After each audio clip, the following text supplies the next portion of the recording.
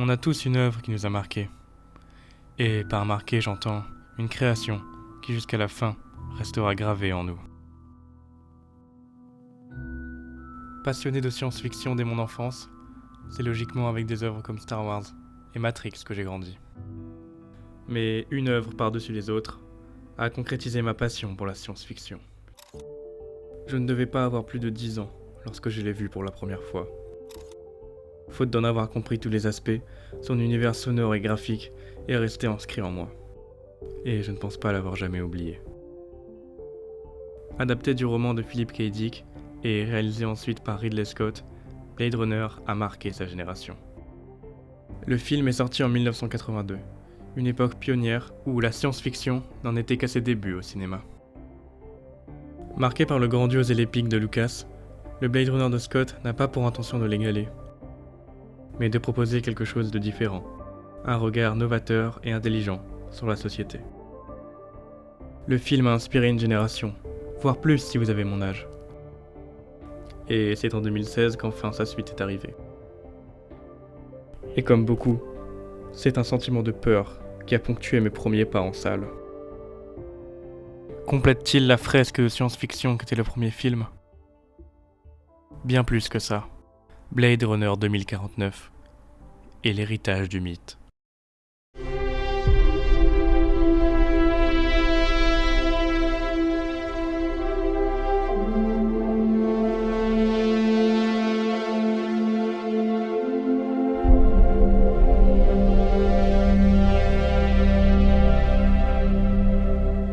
Le film retrace la vie de Kay, un répliquant différent des autres. Un Blade Runner, conçu et matricé pour chasser d'autres répliquants, tâche qu'il accomplit de sang-froid, sans lui laisser d'émotion apparente. D'emblée, le message est clair. Kay n'est que le produit d'une société qui l'utilise, le forçant à tuer ses semblables. Il a le droit de s'attacher, bien qu'artificiellement, mais tout ce qu'il possède est immatériel. La science-fiction, et par là j'entends celle qui porte un message, hérité des écrits de Orwell et Bradbury, a toujours eu pour volonté de prévoir le futur, tout en dépeignant un miroir actuel de la société. Et c'est en visionnant le film que l'on comprend son ampleur. Des immeubles empilés les uns sur les autres, évoquant la surpopulation, à cet hologramme, n'explicitant que trop bien ce qu'est devenu la plastique de la femme, sexualisée au possible.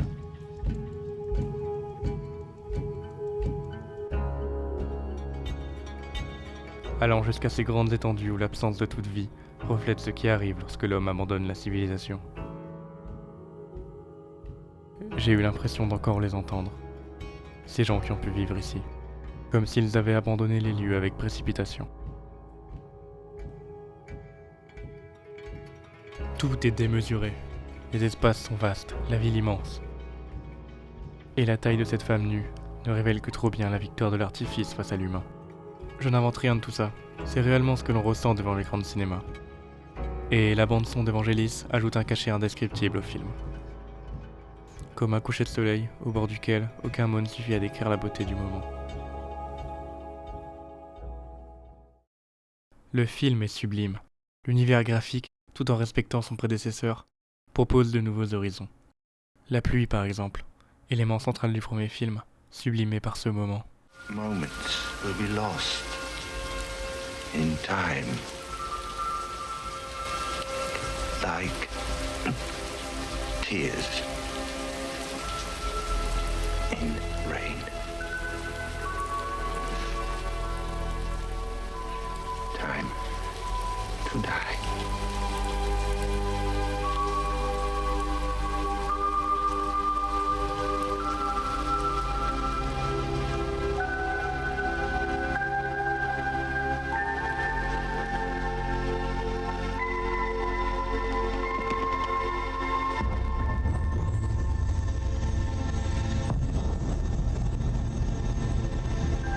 La pluie, par exemple, a ici été remplacée par de la neige. Ça n'a peut-être l'air de rien dit comme ça, mais tout comme situer l'action de jour, ça participe à l'émancipation face au film de Scott.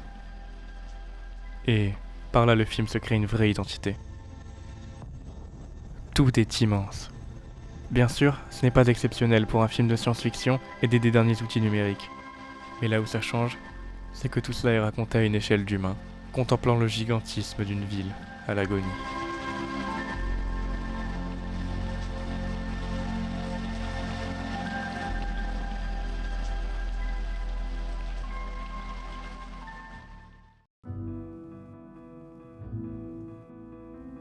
Je disais plutôt que l'image est sublime. Mêlant néoclassicisme et cyberpunk, le tout accompagné d'une dimension gigantesque, rendent l'humain impuissant face à cette véritable mégalopole. On devait l'esthétique du premier film à la vision de Ridley Scott. Ayant vécu une partie de sa vie en banlieue londonienne, les ruelles sombres et néo-noires, recréées ici avec son chef opérateur Jordan Cronenweth, ne pouvaient que nous paraître très réelles. Ici, c'est Denis Villeneuve qui réalise le film, et lui a vécu dans le froid et la beauté de Montréal. Et le moins que l'on puisse dire, c'est qu'en vue des rafales de neige qui, soit dit en passant, rentrent très bien à l'écran, on peut dire qu'il s'est approprié le film.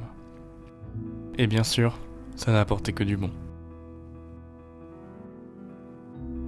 Par exemple, dans la plupart des films grand public d'aujourd'hui, pour recréer cet effet d'eau sur les murs, on utiliserait des projecteurs vidéo, ou même on gérerait le travail en post-production.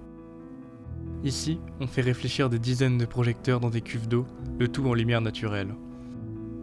Bien sûr, tout cela demande du budget, et ce genre de technique n'est pas gérable pour les films à petite échelle. Mais c'est toujours fascinant de voir ce que l'on peut faire quand on a de l'argent et qu'on sait ce qu'on fait. Et puis il y a ça aussi. The decision that came early in the film process is that we will use as less green screen as possible, that we will use as much practical sets as possible and real vehicles as much as possible. Basically, it was for my own mental sanity. I hate green screens. I'm not comfortable with that color. I'm not comfortable with what it means to work in a virtual world. I need tangible things. I need real objects. I need real props. I need real environments. Because those environments will trigger ideas, will trigger shots, will inspire cinema. De manière plus générale, tout est fait pour être vrai. Des véhicules aux maquettes, en passant bien sûr par les décors. Le film parle de lui-même. Retirez les dialogues et les ambiances, et les lieux raconteront leur propre histoire. Et ça, en plus d'être la définition du talent, ça aide les acteurs, qui n'ont plus à jouer leur personnage, mais à le devenir, tant le cadre y est propice. Blade Runner 2049 est un chef-d'œuvre parce que tous les éléments du film sont maîtrisés. Les décors, les lumières, l'image et le son, rien n'est à redire. Tout est en place pour faire évoluer les personnages dans ce monde, aussi sublime qu'il n'est dangereux.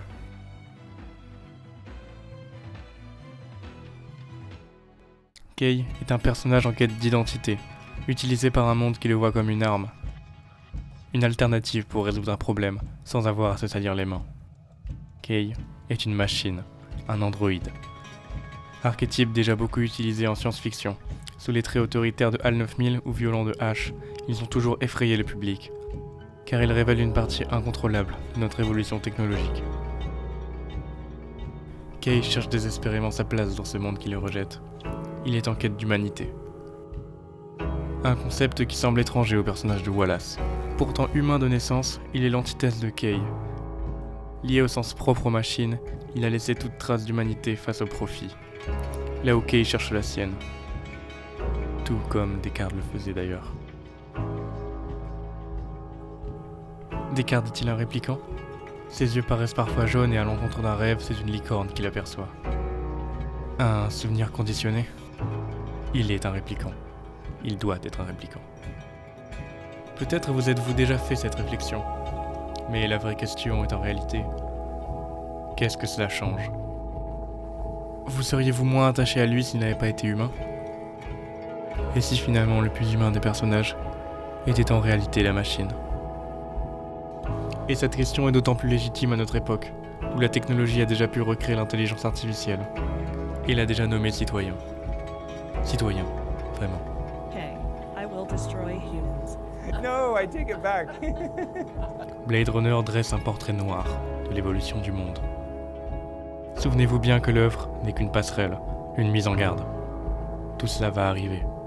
Aujourd'hui, ce n'est plus qu'une question d'échéance. Si Bradbury nous regardait de là-haut, je ne sais pas s'il en rirait ou en pleurait.